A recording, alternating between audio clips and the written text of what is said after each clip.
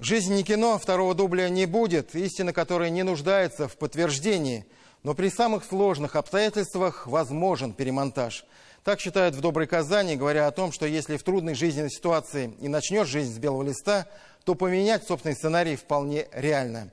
Это некоммерческая организация, которая уже объединила множество людей и неравнодушных, и деятельных, которые готовы протянуть руку помощи нуждающимся, детям с особенностями развития, мамам, всем, кто оказался в сложной жизненной ситуации.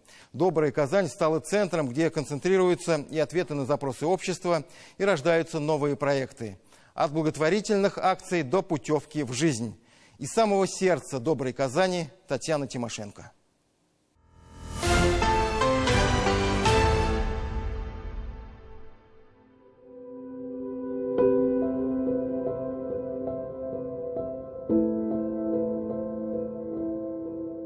Эти двери как вход в мир идеальных отношений в обществе, где каждого встречают улыбкой и чашкой кофе.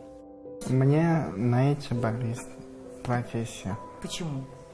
Потому что много людей приходит, и все кофе хотят. Артем бариста особенно, он не только работает в штаб-квартире «Доброй Казани», он подросток, скорее выросший и получивший профессию благодаря ее некоммерческим проектам. Мечтает обрести еще одну, как сейчас говорят, компетенцию, но пока готовится к республиканскому этапу соревнований по профмастерству.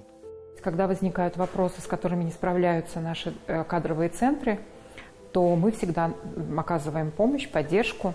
И основное наше направление сегодня, и основная наша цель – это стремление к цивилизованному, инклюзивному рынку труда, к рынку труда равных возможностей. Артем, привет! Еще одна Светлана называет этот проект общим домом. Домом, откуда могут начать свой путь дети с таким заболеванием, как аутизм. Таких деток особенных очень много. И важно нам сейчас всем объединиться для того, чтобы плотно поработать и создать для них систему непрерывной помощи, начиная от рождения и заканчивая взрослой жизнью, чем мы, собственно, и занимаемся. Большинство проектов, да, так и начиналась «Добрая Казань» по работе с людьми с ограниченными возможностями. Инклюзия, процесс включения в жизнь социума здесь воплощена в жизнь. Место волонтеров в колл-центре заняли штатные сотрудники. Здравствуйте, «Добрая Казань», слушаю вас. Михаил приехал в Казань несколько лет назад из Приморья. Здесь женился. Сейчас работает в «Доброй Казани». Быстро найти ответ помогает голосовой помощник. В день принимать приходится около 20 звонков. На днях звонила девушка, просила помочь с ремонтом стиральной машины. У нее сломалась стиральная машина, жена мобилизованного. Много звонят по гуманитарной помощи.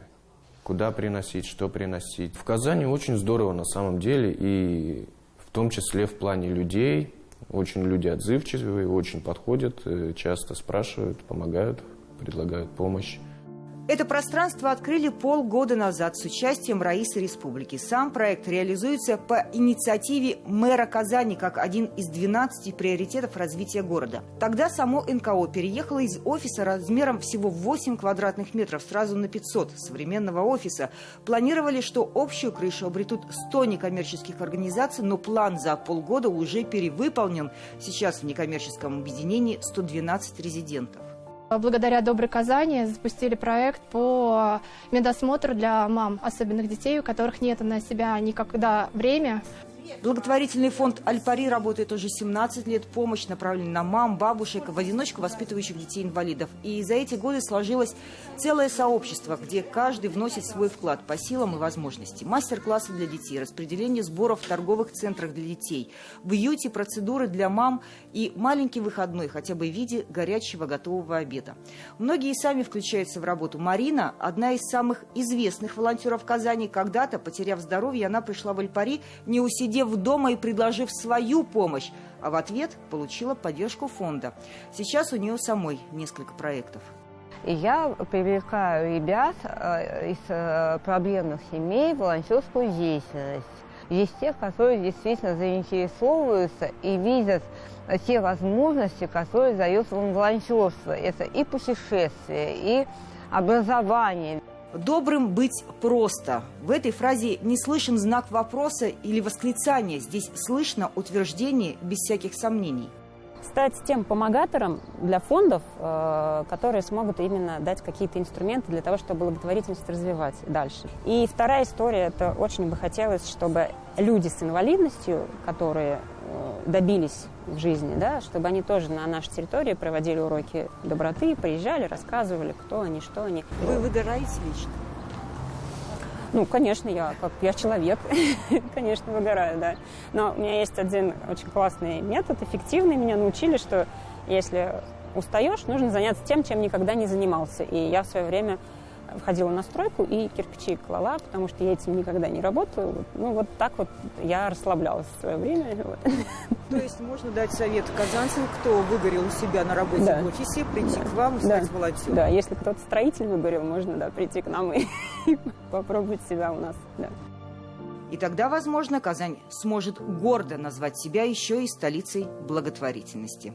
Татьяна Тимошенко, Дмитрий Шлемин. 7 дней.